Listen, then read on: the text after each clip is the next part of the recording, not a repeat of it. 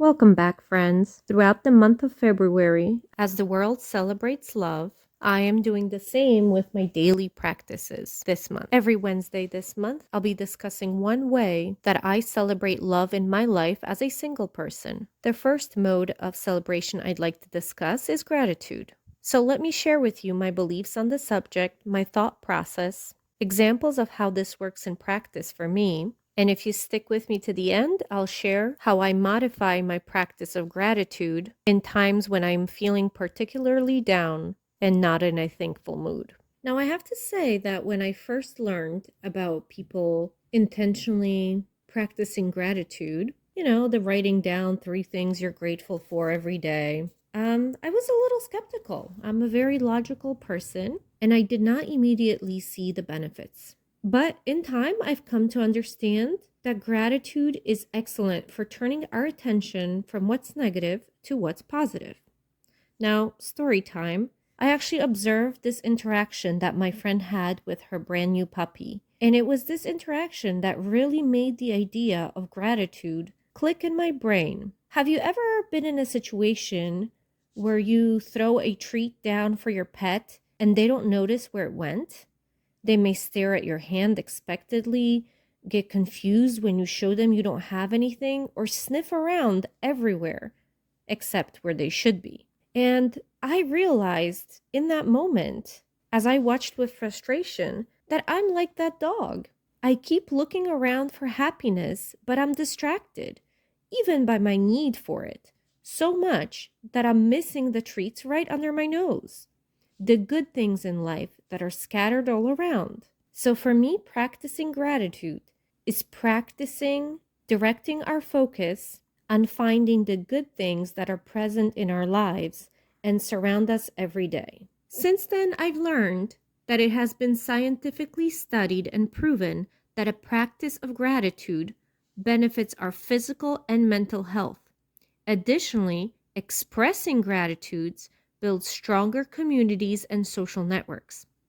For example, if you tell a coworker that you really appreciate their contribution to a project, or that they stepped in to help you during a busy time, even if these are things they should do anyway as part of their job, and if you say that with some feeling, it will make them feel great, build a connection, and that person will be excited to work with you in the future.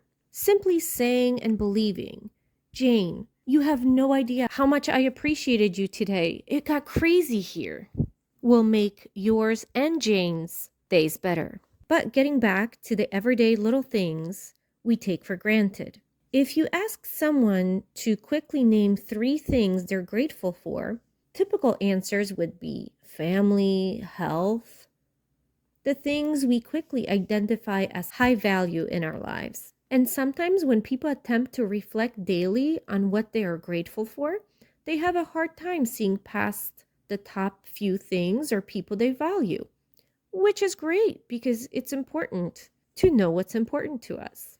But if we want to dive deeper, we need to bring our attention to all the things, big and small, we take for granted in our everyday lives. For myself, I have a couple of rules when I practice gratitude.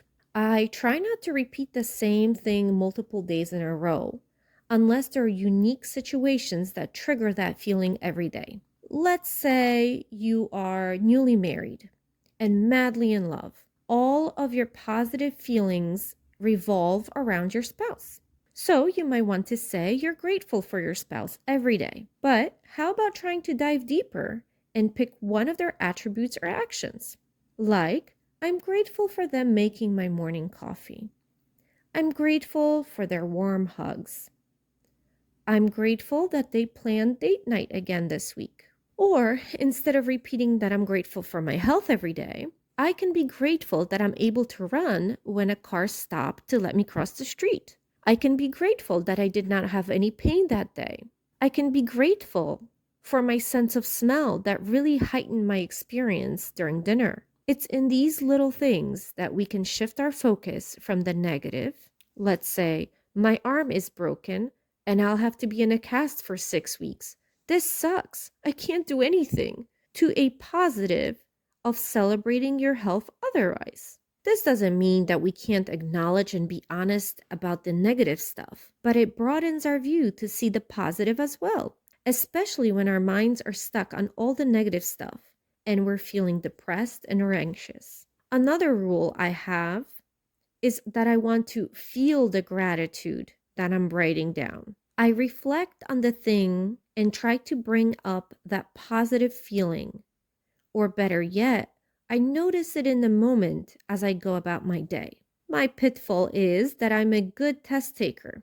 I can come up with the correct answer, but that's not the point for me. For example, we all may think to ourselves that we're supposed to feel grateful for our family, but maybe I'm not feeling it, so I won't force it. And lastly, if you're feeling particularly down or numb, as often happens when a person is depressed, and you're having a hard time feeling grateful in the broad sense and summoning that positive feeling for anything, instead of something you're grateful for, write down something good that happened to you that day. No feelings needed, just facts. The cashier was nice. Someone let me merge in traffic. I showered. The temperature is nice outside. I would start with one thing, and if you like that, maybe write 3 things each day, or everything you can think of for that day. For me this month, I'll be writing 1 thing daily that I'm grateful for. And I have to tell you, I've been finding it more difficult than I expected. I sit down in the morning to reflect on the prior day, and I find myself racking my brain and having to focus to remember something that stood out to me. It really surprised me. But it just goes to show you how our brains glaze over so much of our lives and how important it can be to bring our attention to the good stuff we all have in our lives, that treat that's right under our noses, and we don't even notice it. Thank you so much for watching. Please like and subscribe. I'll be back on Friday to go over all my to-do lists and show you what I got checked off this week. And then I'll be back on Wednesday with another part to my Celebrate Love series for the month. I hope to see you soon.